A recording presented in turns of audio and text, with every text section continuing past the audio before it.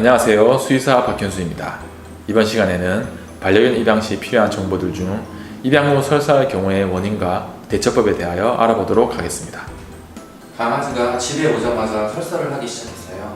새로운 가족으로 강아지를 입양 후 집에 데려왔을 때 설사를 한다면 여러모로 걱정스러운 마음이 클 수밖에 없습니다.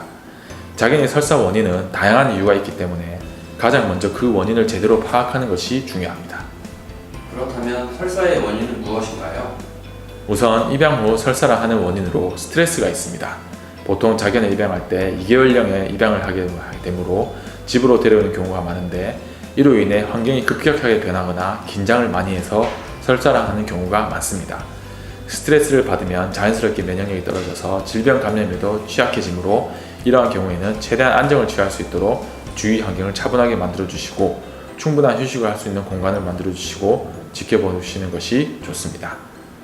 또 과식이나 기름진 음식을 먹은 경우로 평소에 먹던 사료가 아닌 다른 음식을 먹었거나 자견의 경우 배부른 것을 잘 인식하지 못하여 너무 과량의 사료를 먹은 경우 식이성 설사를 할 수 있는데 하루 정도 사료의 양을 반 이상 줄여주신 뒤 상태를 지켜보시고 계속 설사를 한다면 병원에 데려가는 것이 좋습니다. 다른 원인으로는 기생충 감염이 있습니다. 지알디아 등과 같은 기생충에 감염돼 면역력이 떨어지게 되면 기생충이 전막의 흡수를 방해하게 돼 설사를 하게 되는데 심한 경우에는 점막이 떨어져 나가 혈변을 볼 수도 있습니다. 열악한 환경에서 태어난 강아지의 경우에는 위생적이지 못한 사료나 음식을 목연에서 섭취하여 자기들 또한 기생충에 감염됩니다. 변은 항상 점액질과 점액이 조금 섞인 듯한 진득한 변을 보게 됩니다. 구충제를 반드시 예방접종 시에 적절하게 먹여서 유충이 성충까지 자라지 않도록 초기에 치료해 주시는 것이 좋습니다. 세균성이나 바이러스성 장염에 의해 어린 강아지들이 설사하는 경우도 많습니다. 바이러스성 장염은 파보, 코로나, 홍역 등이 있고 이는 치사율이 높기 때문에 반드시 병원에 데려가야 합니다. 2에서 3개월의 어린 강아지는 항체가 형성이 잘 안돼 코로나, 파보, 홍역 등의 질병에 걸리기 쉽습니다.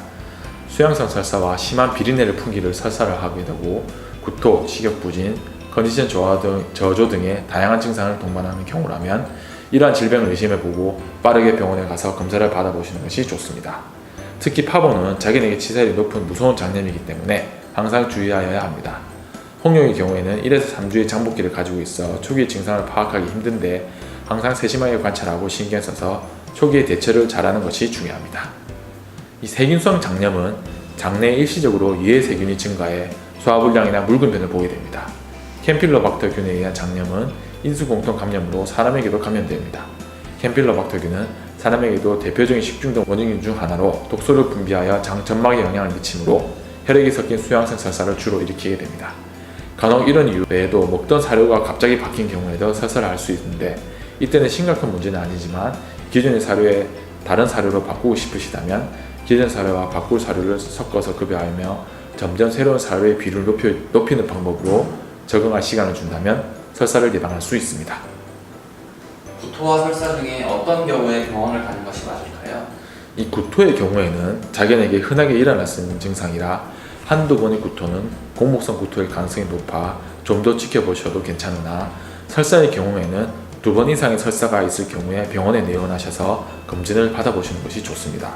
설사가 지속적으로 이어질 경우 탈수로 이어져 추가적인 조치가 필요할 가능성이 있기 때문입니다. 끝으로 한 말씀 해주신다면? 이 새끼 강아지가 식이성 설사를 하는 것은 체력적인 소모가 큰 편입니다. 설사를 하면 영양분이 높고 섬유질이 많은 고구마, 단호박, 닭가슴살 등을 사료에 넣어 함께 주시면 좋습니다. 또한 설사를 하는 경우 사료의 양을 조금 줄여주시거나 한 끼 정도는 절식시켜 장의 무리를 덜어주는 것도 설사를 막는 방법이 될 수 있습니다. 이런 방법으로 경과를 지켜보시고 여전히 설사 증상을 보인다면 빠른 시일 내에 병원을 방문하셔서 검사를 받아보시는 것이 필요합니다. 감사합니다. 이 영상이 도움이 되었다면 좋아요, 구독 눌러주세요.